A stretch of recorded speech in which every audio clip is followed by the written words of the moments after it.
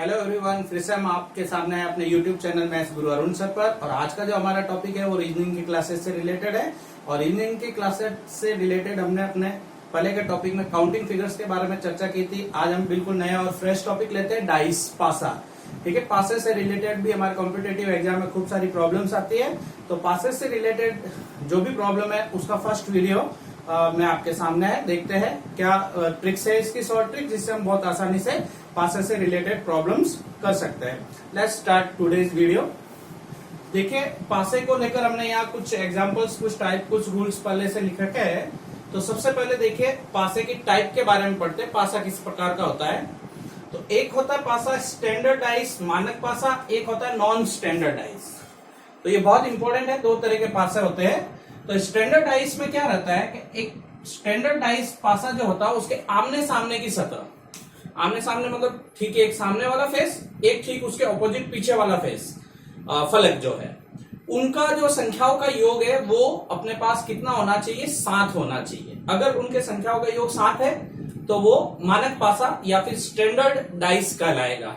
जैसे देखिए, ये मैंने एक डायग्राम बनाया है। तो इस डायग्राम में सामने के 3 फेस दिख रहे हैं, फलक के डाइस के सामने के 3 फेस दिख रहे हैं। तो मैं क्या कर रहा हूं, जैसे ये 4 ऊपर है तो नीचे की तरफ बॉटम में जो रहेगा वो क्या होना चाहिए, 3, 4 + 3 7। जैसे 5 है, 5 के ठीक पीछे वाला साइड में 2 होना चाहिए, तब वो 7 रहेगा। और 1 के ऑपोजिट साइड, इस साइड में जो रहेगा वो होना चाहिए 6, तो 7, 1 और 6 7। तो आमने सामने का साइड जो है उनका योग जो है वो 7 होना चाहिए। 1 + 6, अगर 1 है तो उसके ठीक पीछे वाला साइड जो है उसमें 6 होना चाहिए। 4 है तो 4 के ठीक ऑपोजिट साइड में 3 होना चाहिए। 5 है, 5 के ऑपोजिट साइड में 2 होना चाहिए और इनका योग 7 होना चाहिए। ठीक है, अभी ये जैसे डाइस है तो कई बार अपने जो क्वेश्चंस आते हैं उसमें ऑपोजिट साइड दिखता नहीं, अपने को सामने के 3 फेस दिखते हैं। अपने पास क्वेश्चन आता है तो इस तरह का डायग्राम बना होता है। तो इसके लिए मैं क्या करता हूं कि अगर आपको सामने के जो फेस दिख रहे हैं उन फेस को अगर आप कोई भी 2 नंबर लेके ऐड करते हो, जैसे 4 + 1, 1 + 5, ओके, एंड 4 + 5, अगर आप इनको ऐड करते हो तो जैसे देखिए मैंने 4 + 5 को ऐड किया 9 आया है, 5 + 1 को ऐड किया है 6 आया है, एंड 1 + 4 को ऐड किया है 5 आया। ठीक है, आसपास के कोई भी 2 साइड्स को अगर आप जोड़ते हो तो उनका जो सम है वो 7 नहीं आता है। ठीक है, मैं फिर से एक बार रिपीट करना चाहूंगा, या आपको हल्का सा कंफ्यूजन हो सकता है। सामने और उसके पीछे का जो साइड है अगर हम उनको जोड़े तो 7 आना चाहिए। बाकी सामने दिखने वाले जो 3 फेस है उनमें से किसी भी 2 नंबर को जोड़े तो 7 नहीं आना चाहिए। तो वो स्टैंडर्डाइज है, मानक पासा है। नॉन स्टैंडर्डाइज में सामने वाला साइड जो दिख रहा है उसमें से किसी का भी अगर आप सम करते हो और 7 आ रहा है, जैसे यहाँ 2 + 5 का सम 7 आ रहा है, तो ये नॉन स्टैंडर्डाइज, ये मानक पासा नहीं है और ये हमारे पास मानक पासा है। तो ये तो हो गया सबसे पहले पासे का टाइप। 2 प्रकार के पासे होते हैं, एक मानक और एक जो मानक नहीं होता है, standard and non standardize. Okay, उसके बारे में हमने आपको बता दिया। फिर देखिए हमारे पास जो प्रॉब्लम्स आती है उससे रिलेटेड कुछ प्रॉब्लम्स करते हैं, रूल्स को पढ़ते हैं, रूल्स को पढ़ते हैं उससे रिलेटेड हम प्रॉब्लम्स को भी डिस्कस करते हैं। तो सबसे पहले देखिए फर्स्ट रूल मैंने लिखा है कि when 2 numbers is common in both dice. आपके जो सामने जो 2 डाइस दिख रहे हैं उन डाइस के यानी पासे के 2 अंक आपको समान नजर आए। अभी आप देखिए, ये हमारा पहला पासा है, फर्स्ट, ओके, ये हमारा दूसरा पासा है, सेकंड। आप देखिए इसमें भी 6 है, यहां पर भी 6 है, और यहां पर भी 4 है, और यहां पर भी 4 है। ठीक है, तो ये 2 जो है पासे हमारे पास है और 2 पासों में 2 अंक समान है। मैंने क्या कहा, पासों पर 2 अंक समान दिखे, तो यहां पर 2 अंक समान दिख रहे हैं। ओके, बिल्कुल सिंपल सा चीज है। अगर आपको 2 अंक समान दिखे तो रूल ये है, उन 2 अंक के अलावा जो थर्ड अंक है, जैसे क्या है 5, ओके, और इधर थर्ड अंक कौन है, 1, तो यहां पर ध्यान से देखना है कि 5 के ऑपोजिट हमेशा 1 रहेगा। मैं एक बार फिर से रूल को रिपीट कर देता हूं। अगर हमारे पास 2 पासे दे रखे हैं, 2 डाइस दे रखे हैं, उन 2 डाइस में 2 नंबर सेम हो, 6 4 6 4, तो जो इसका थर्ड नंबर है और इसका जो थर्ड नंबर है, ये जो नंबर है एक दूसरे के ऑपोजिट साइड, एक दूसरे के विपरीत, एक दूसरे के पीछे होंगे। तो 5 का ऑपोजिट जो है 1 है। इस रूल को प्रयोग करके हम हमारे कॉम्पिटिटिव एग्जाम में ऑपोजिट साइड को पता कर सकते हैं, बशर्ते हमारे दिए हुए 2 डाइस में से दोनों डाइस में दो नंबर कॉमन हो और एक नंबर कॉमन ना हो, तो जो नंबर कॉमन नहीं है वो हमारा ऑपोजिट साइड में है। ये फर्स्ट रूल हो गया हमारा डाइस से रिलेटेड। अब डाइस से रिलेटेड देखिए मैं सेकंड रूल और आपको पढ़ लेता हूं। सेकंड रूल क्या है? When one number is common in both dice, आपको दो डाइस दिख रहे हैं, इन दोनों डाइस यानी दोनों पासों में एक अंक समान हो। यहाँ पे दो अंक समान थे 6 4 6 4, यहाँ पे केवल एक ही अंक समान हो। तो आप देखिए डाइस फर्स्ट को देखिए, ओके, और डाइस सेकंड को देखिए। आप इन दोनों डाइस को अगर देखते हैं तो इसमें देखिए 6 कॉमन नंबर है, ओके, 6 हमारा कॉमन नंबर है, बिल्कुल सिंपल सा चीज है। इसमें दो कॉमन नंबर थे, इसमें 6 कॉमन नंबर है। तो फिर हम कैसे ऑपोजिट साइड्स पता कर सकते हैं किसी नंबर का? तो उसके लिए रूल है, आप क्लॉकवाइज डायरेक्शन में चलिए। क्लॉकवाइज डायरेक्शन मतलब जो घड़ी की सुइयां किस दिशा में चलती है, जैसे अभी हमारे पास जैसे घड़ी है और ये 12 बज रहा है, तो घड़ी का सुई ऐसे चलता है, ऐसे 12 1 2, तो ठीक ऐसे ये डायरेक्शन जो है क्लॉकवाइज डायरेक्शन। तो जो कॉमन नंबर 6 है, आप 6 को लीजिए और 6 से होते हुए आप यूं चलिए, ओके। यहां पर भी कॉमन नंबर 6 है, तो 6 से होते हुए आपको यूं चलना है, ठीक है। अब आपको क्या करना है, आपको इनको लिखना है। सबसे पहले डाइस फर्स्ट का 6, ओके, फिर 4 एंड 2, 6, फिर हम यूं चले हैं 4 फिर 2। इधर भी देखिए 6 5 एंड 3, डाइस सेकंड का आ जाएगा 6 5 एंड 3। अब यहां पे आप देखिए जो 2 है, 2 के ऑपोजिट 3 है। इसमें हम आंसर दे सकते हैं इस रूल से, इस टेक्निक से, कि 2 का जो ऑपोजिट फलक पे जो राशि है वो 3 है, 4 के ऑपोजिट फलक में जो राशि है वो 5 है, और 6 के ऑपोजिट में क्या है। तो आप आराम से ये देखिए कि यहां कौन कौन से नंबर आ गए। तो जैसे 2 3 4 5 6, कौन नहीं आया? 1, तो 6 के ऑपोजिट में जो है वो 1 रहेगा, ठीक है, 6 के ऑपोजिट में 1।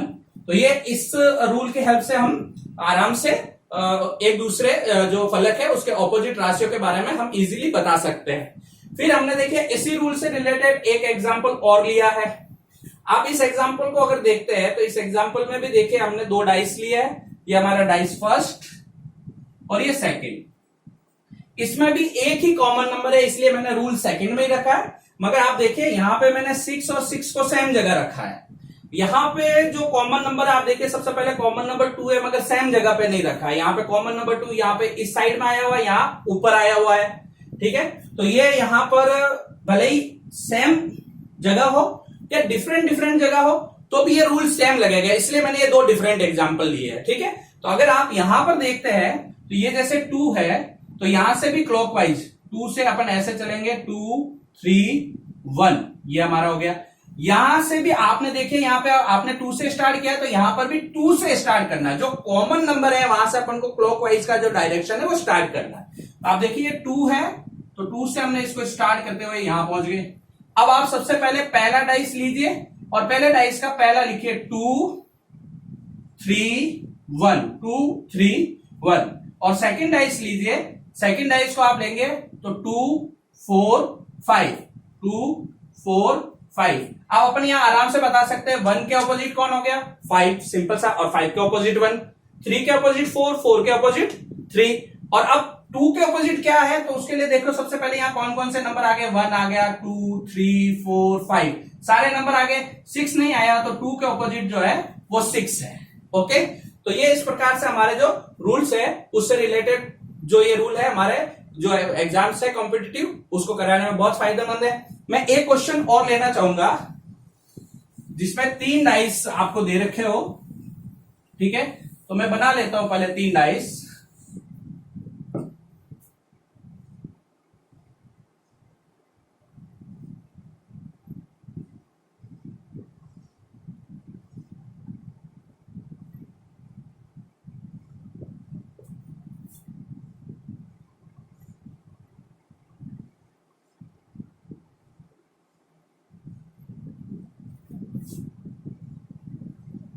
इसमें भी हम वही रूल अप्लाई करेंगे जो पिछले रूल नंबर सेकंड में जो हमने किया था, मगर हम क्या है कि 3 जो डाइस है उससे रिलेटेड प्रॉब्लम करना चाहेंगे, ओके।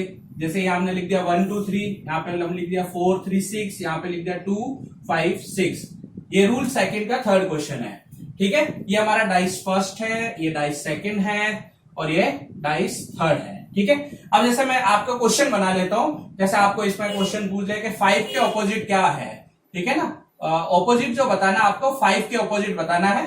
तो 5 के ऑपोजिट क्या है, तो बिल्कुल सिंपल सा है। मैं यहाँ पे थोड़ा ये रफ कर देता हूं इसको। तो 5 के ऑपोजिट क्या है, तो सबसे पहला तो काम ये है कि आप देखो, अगर सडनली करना है तो वो डाइस ले लो जिसमें 5 है, जैसे थर्ड, और उसके साथ आप फर्स्ट ले लीजिए। तो मैंने फर्स्ट और थर्ड डाइस ले लिया। ओके, अब फर्स्ट और थर्ड डाइस को ध्यान से एनालिसिस कीजिए। कॉमन नंबर क्या है, इसमें भी 2 है। ओके, और डाइस थर्ड है, उसमें भी 2 है।